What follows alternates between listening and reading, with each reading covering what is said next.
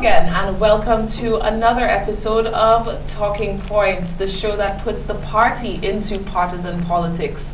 As usual, I have three representatives of each major political party with me, and over the next hour, we will be discussing a topic that is timely and relevant to the national discourse. So again, I have to my immediate left, Mr. Calix George Jr. He is a representative of the St Lucia Labour Party. We have Mr. Emmanuel Cleary, Chair of the United Workers' Party, and of course Mr. Peter Alexander, Chairperson of ONE. I am your host, Janika Simon. Let's get right to it. Gentlemen, recently we heard the Prime Minister during his presentation in the appropriation bill, for the appropriation bill debate, announce the closure of one of our public broadcasters, Radio St Lucia. So we want to talk about that today, discussing the impact on the national broadcasting landscape. What effects do we think that this is going to have? Do we think that maybe the station has actually outlived its usefulness? And I want to start with Peter. Your thoughts on this announcement? Well, first thing, the Minister of Broadcasting in the Office of the Prime Minister, Sir Dominic Fady, said up to last week, and I'm quoting, all right? The public broadcasting must play a more enlightening role in its programming instead of trying to compete with private media. He further states, it needs to go further to tell the story. It needs to be more educational, it needs to be more informative, so that it better complements the private media you have and more complete media environment. So basically, he stated in essence what Radio St Lucia is supposed to be doing. So if it's not doing that, instead of closing it, you should try your best to restructure the station so that it does what exactly it should be doing. And while they have outlined all the reasons in terms of the cost, who they owe in, the debts and so on, they have not exactly said what is wrong with Radio St Lucia, why it is not a good financial entity. And that I think is a major issue. Right? They need to get to the bottom of what is wrong in St Lucia and tell the public what it is. Let us have a debate on it, and only then we can put forward what we believe are the best options for Radio St Lucia. But you cannot on one hand make these assertions, and next minute you want to close it down. It shows clearly that they have not thought it through. Mr. Cleary, obviously this is your party's administration that's made this policy decision. How do you feel about this? Well, I believe that the minister's statement regarding what St. Lucia is designed to accomplish are right. However, also need to take into consideration in doing things the cost implications of running any establishment.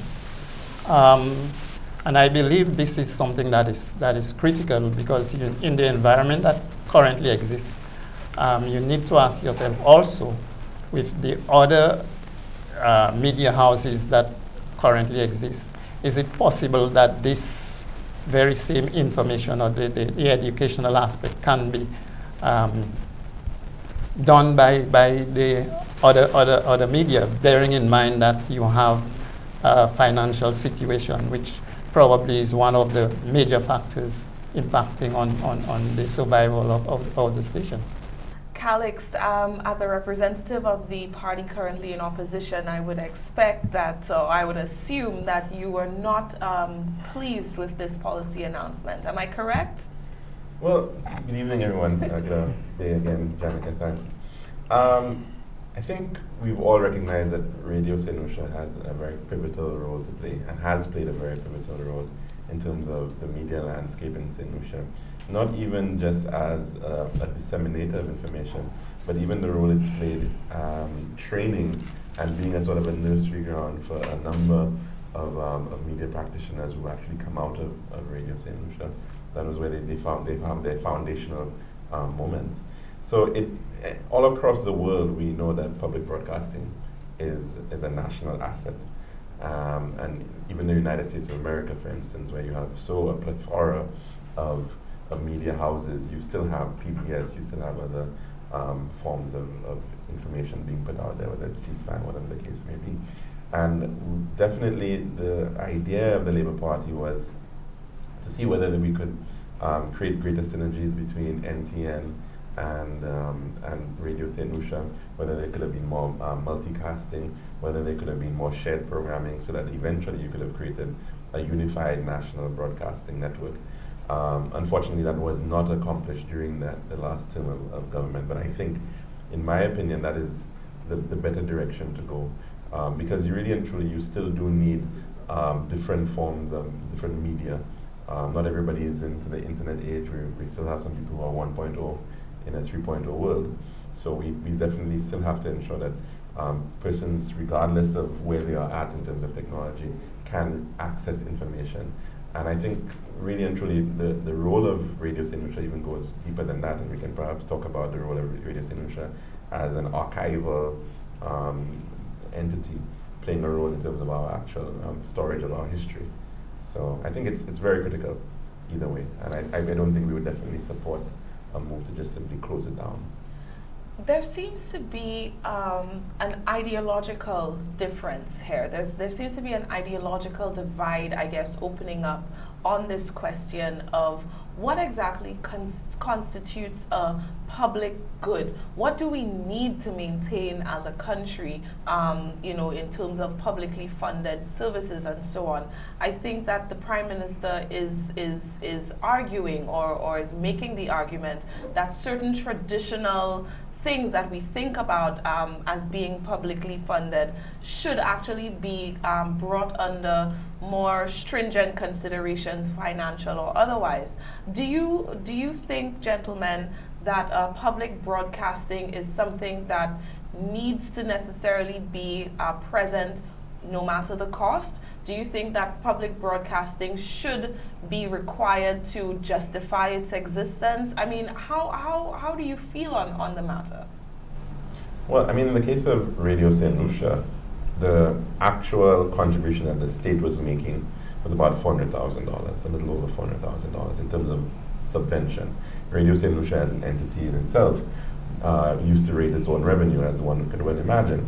Now, what has happened is that if you make drastic programming changes that are actually going to affect the commercial operations of Radio St Lucia, you are going to have problems.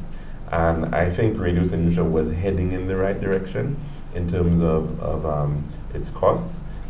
Radio St Lucia does not have major overheads in that it actually owned its own building, so it wasn't paying rent. So I think we need to look at some of the assets that are available. It has, as I said, a massive archival repertoire which really needs to be digitized. So I think the issue is, how could you take an entity like Radio St Lucia in what is clearly a very competitive market right now and make it very unique? And I think there were attempts. There's certain programs that you would get on Radio St Lucia that you aren't going to get on other radio stations or channels around St Lucia. And I think that aspect of it had to be celebrated a lot more. So I think there is a role to play in it. But there is that issue of public good, which I don't think we can get away from. And effectively, if you're only going to, you're spending maybe $2.50 for every St. Lucian to keep Radio St. Lucia open, I think it's worth it. Peter or Mr. Clary, do you have something to rebut? No, it's not really in terms of a rebuttal as such, but I agree that you need the whole aspect of public broadcasting and disseminating information to the public is vital. However, you also have to ask yourself, are there other avenues that can be explored? So when we look at Radio St. Lucia, we've had the argument that yes, the services that it has provided over the years, we need to ask ourselves, can these very services be provided in another format, using different media? And these are the things, and at what cost? Because yes, there are certain things that we believe that you should invest in. However, you also need to look at the economic aspect of it, which basically controls most things. If you are not going to be financial in terms of the sustaining that, how long can you continue to sustain something that is going to continue to be at a loss? And these are the things, and as the minister said, The options are still open. All options are open. So you need to be looking at presently, before taking a final decision, what are the options that would make it provide a level of service that you really want, but at a cost which is not going to be a strain or a drain on the public purse. I think these are the things we need to look at before we make a final decision. Yeah, but you know, we must understand that this comes on the background of the Prime Minister essentially saying that the country needs to be run like a business, and Cabinet is supposed to be the CEO. So when you have that sort of thinking, right, and you do not understand the implications, and as you made the point about the public good or things that, you know, so are you going to look at the health services where we collect a little bit of revenue and say you're going to close it down too because it's not making money? I mean, is that the route we want to take as a nation? There are several things. I mean, we government do roads, we do get money from it, we maintain parks, the schools and everything. These things are in the public good, and governments all over the world do it. Okay? And not only, it's just a question of reducing the share. You're looking at the fisheries complex, and they want to do the same thing, right? They also, I heard, wood of the print tree is also going to be axed. Okay, so there are a number, the marketing board is also, you know, so all of a sudden now, whatever, as long as it's government owned, our control, and it's not making money, let's ask it out, sorry. You know, and that's not the way to go to run, you never run governments like this. You cannot run a country like the private sector. It will not work, it has never worked, and it will never work. And the Prime Minister has to understand that, the government have to understand that you cannot come in now, not because, I'm not saying don't look at the operations of things, and I always come back to efficiencies.